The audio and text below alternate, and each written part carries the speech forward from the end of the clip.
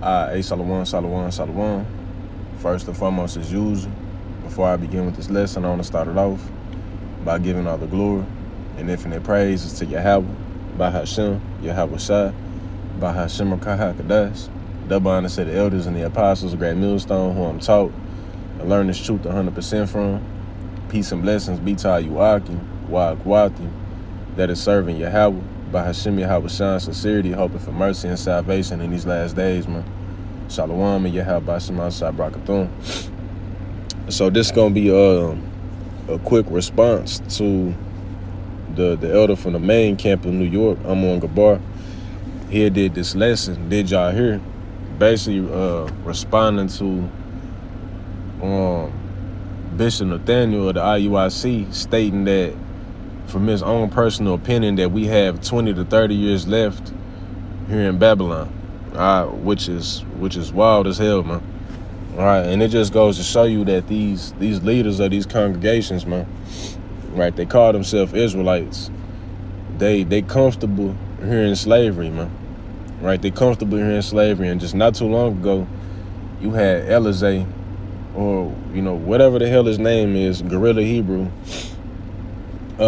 He has said something similar to this, right, on how Yahweh Shai can come back from anywhere between now and 1,000 years, which is wild as hell, man.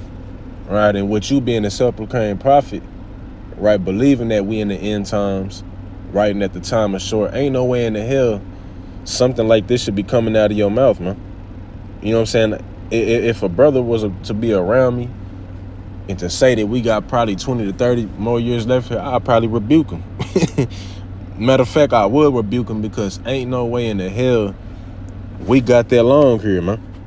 With all these signs that's going on across the world that indicate that we in that time, man, and you still got Jake talking about we got something amount of decades, whoop to whoop. It just goes to show you that they love captivity, bro. Only somebody who love where they at, right, or who comfortable where they at, wouldn't mind being here for another 10, 20 plus years. If your ass was locked up in prison, you would not want to be there for another month. You wouldn't even want to be there for another day. How much more being in this ministry, right? Because being in this ministry, you supposed to grow a hatred towards this world, man. Every day I wake up, I be wanting shit to hit the fan, because at the end of the day, we understand that this shit ain't our rest. This ain't our rest, and in order for us to be completely at peace, this shit gotta go down. So I couldn't even think personally of Babylon lasting more than 5 years, man. That shit would be too long for me now. Of course, if it's the Most High's will for it to last longer than that, then it's just what it is. But personally, I couldn't do it. Fuck that. You know what I'm saying? I want Yahweh Shai to come back now, man. And that's the spirit that you're supposed to be in. The scripture said that you're supposed to hasten the coming of the day of the Lord, man. Hasten meaning, hey, to be impatient, but in a good way, man.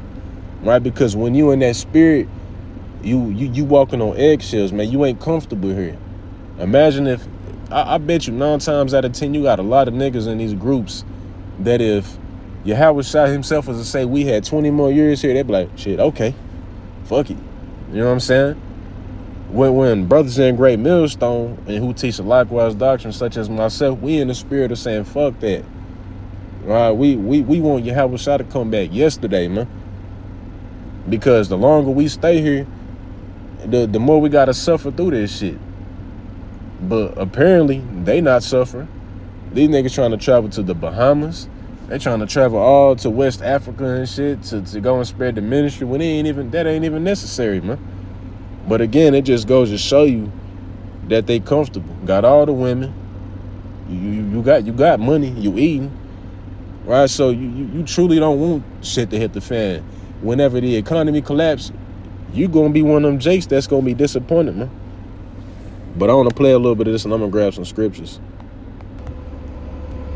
All right, so listen up. In times, that's a thing that's always been spoken of. But again, to your point right now, when you're always tuning into the news and seeing everything that's going on in Israel and Palestine, when you're seeing everything that's going on with these hurricanes, if you had to guess, how much time do you think that we might have left as a people right now in this current state of America? My rough estimate, or guess, this is a guess. Right, It's right. not biblical. Anywhere between 20 and 30 years. 20, 30, something like that. Is that That's hectic? Yes, yes. Who are you voting for, Bishop? Because we already know, of course, I already know how you feel, but right now we have November 5th, right around the corner. So 20, 30 years. That's better than 1,000 years. And I'm gonna go ahead and stop it right there. But y'all heard him.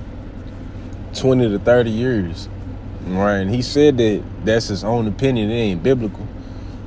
Right, but he believes 20 to 30 more years, man. Right, and like I said, if you just look at everything that's going on, right, and you got the spiritual eyes to see, ain't no way in the hell Babylon gonna last 20 to 30 more years. You mean to tell me that Babylon gonna be and just continuous inflation and dealing with tariffs and nuclear missile threats, and this shit gonna last 20 or 30 more years? Come on now, bro. So the first scripture on the grab is the book of Matthew 16.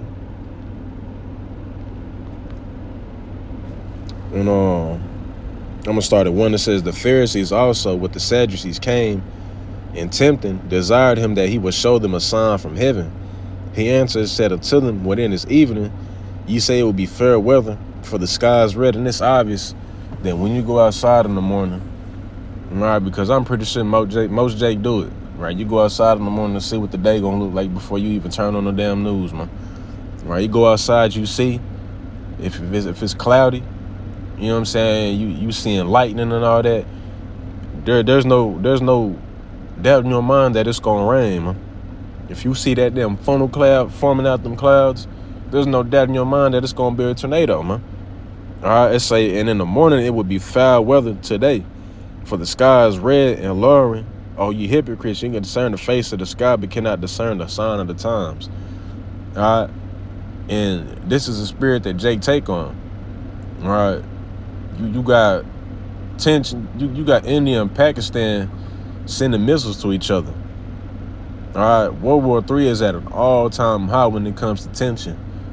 Way more than what it was going back to 2020, and people thought that back in 2020 that the Third World War was going to kick off. How much more so in today's time? All right, you got nations flexing their missiles. The American economy is pretty much damn near through. Right, they saying that we are already in a recession. It's just going to take one event for this shit to really just plummet. All right, it's all type of stuff going on. There's no doubt in my mind through the spirit that Babylon got less than 5 years here. Now, could I be wrong? Absolutely, because like I said, at the end of the day, nobody know when shit truly gonna hit the fan, but the Most High and His Son, or but the Most High, not even Yahweh Shai, right? But with us paying attention, we being occupied in prophecy. Like I said, it's obvious, man. It's obvious that at one day, there's gonna be no food in these stores, man. It's obvious that at some point in time, the dollar's gonna crash and they gonna set up a new world order enterprise with their technocracy, man. All of this has already been proven, and it's obvious that it's gonna happen. But you got Jake out here still in denial, man. And believe you me, it's gonna be a lot of they following that's gonna take on that same spirit. That's why the scriptures say, if the blind shall lead the blind, they shall both fall into a ditch. Like Elizé. Dude talking about we got 1,000, possibly 1,000 years left here. The whole time he doing foul shit behind closed doors, and that's the Most High judging him, man, exposing his ass for spreading false information like that. But let's grab this real quick. Romans 13 and verse 11, and it reads, and that knowing the time that now it is high time to awake out of sleep, for now is our salvation nearer than when we believe, man. Shit can hit the fan faster than what Jake even know it, man. Brothers believe that the economy can collapse by sometime by the end of this year. This shit can happen tomorrow. You know what I'm saying? If the Most High wanted to happen, it can happen tomorrow. And then, hey, that trickle down to all type of other different prophecies being fulfilled. It can be a power outage tomorrow. And then next thing you know, hey, shit just get to rolling, man. MOTB being set up. Hey, this shit can happen tomorrow or the day after that. And then what? All you'll need is a third world war to pop off, and tension is already at an all-time high, like I said, man. This shit can happen like that, man. But you got Jake in the spirit of the days being prolonged, so to speak. Prolonged in the sense of, oh, you know, that'll happen some years down the line. It ain't that time right now. You got Jake that still believe that shit gonna hit the fan way after they long and gone, man. So let's grab Hosea, the 6th chapter.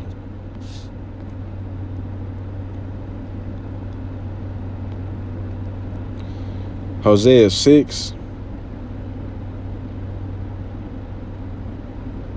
And I'm gonna start at 1. It says, "Come and let us return unto the Lord, for he hath torn and he will heal us.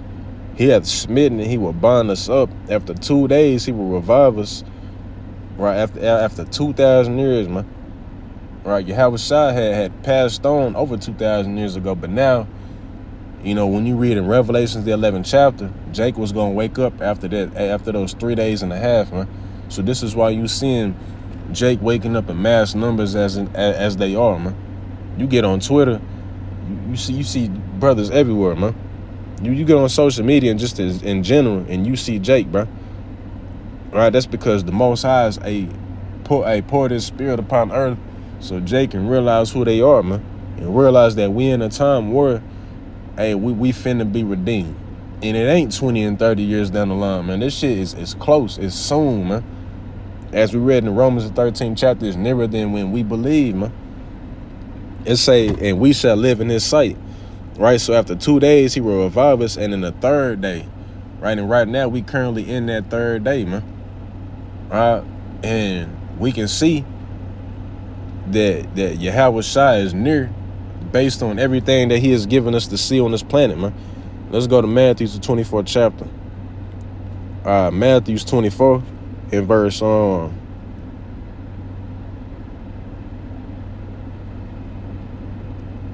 In verse 3, it says, "And as He sat upon the Mount of Olives, the disciples came unto Him privately, saying, Tell us, when shall these things be?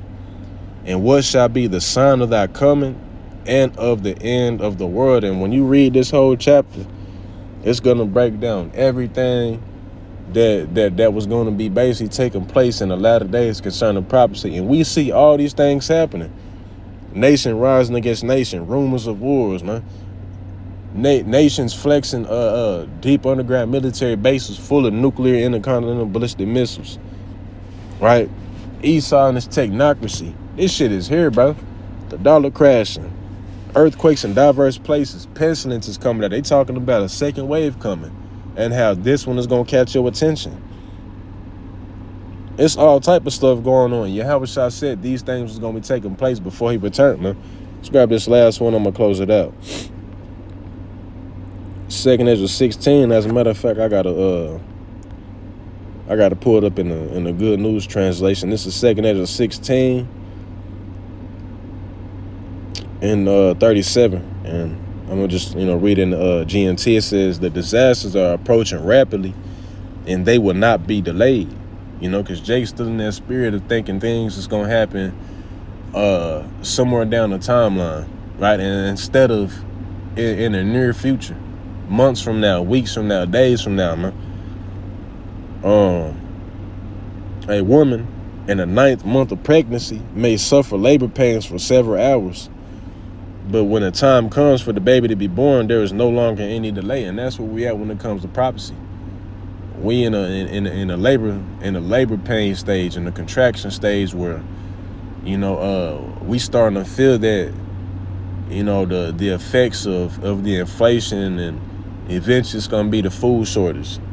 Right, we can start seeing, we're starting to see certain steps that they making gradually to set up their digital system.